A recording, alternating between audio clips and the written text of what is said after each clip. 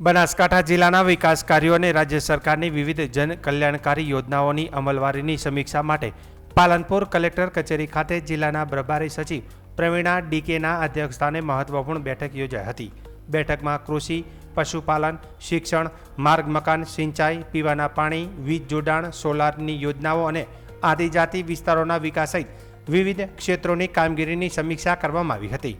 પ્રભારી સચિવે વિકાસના લાભો સમાજના અંતિમ વ્યક્તિ સુધી પહોંચે તે માટે તમામ વિભાગોને સમયમર્યાદામાં અને ગુણવત્તાસભર કામગીરી પૂર્ણ કરવાની સૂચના આપી હતી।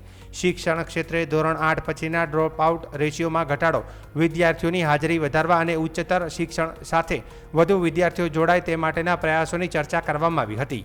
તે ઉપરાંત ખેડૂતોને કૃષિ સહાય, આધુનિક ખેતી, પશુપાલન વિકાસ અને ખેતીવાડી વીજ જોડાણ ઝડપથી ઉપલબ્ધ થાય તે અંગે પણ સમીક્ષા કરવામાં આવી હતી।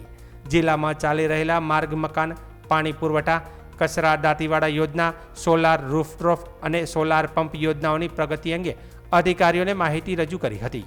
પ્રભારી સચિવે તમામ વિકાસના કાર્યોમાં સંકલન, પારદર્શિતા અને સતત મોનિટરિંગ પર ભાર મૂક્યો હતો।